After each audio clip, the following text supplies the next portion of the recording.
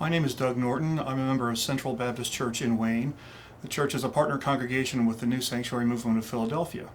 And as part of that partnership, I'm glad to be involved in the 40 days of fasting, action, and prayer that the New Sanctuary Movement is doing this summer. And the reason I do that, there are several reasons for that. One is that I believe in the work that the New Sanctuary Movement does. But the immigrant justice, that's the end of that title of the 40 days of fasting, prayer, and action. It's because there's an injustice that's out there that we need to address. Part of what calls me to that is, as an educator, I'm concerned that many of my fellow citizens react to the issue of immigration reform with their guts instead of with their minds. And in fact, they're underinformed about a lot of the details of the issues that are involved. For example, people will talk about how so many of these people came here illegally. In fact, almost half of them came here legally and overstayed, which technically in the law is a very different situation. They talk about how people take away all the jobs that Americans don't have. It's hard times and people are having a hard time finding jobs in America, but in fact, a lot of the jobs that undocumented immigrants have are ones that Americans don't take. And they're an integral part of the way our economic system functions. People argue that, well, they drain the system by taking things and don't pay the taxes. In fact, a lot of them do pay taxes. And in fact, they pay into things like Social Security and Medicare from which they will never be able to glean benefits. And we do from the monies that they pay. And there have been studies that show that the economic trade-off, it's actually a plus having the undocumented workers that contribute to our economic system the way they do.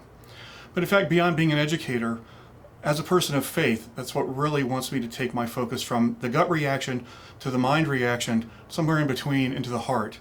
And that is, we are called by our faith to treat our fellow human beings as fellow citizens, as fellow travelers along the way, as fellow children of God.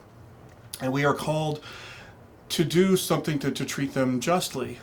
And some people argue then, well, our faith doesn't call us to make laws and to do things with the government because it calls us individually to be kind.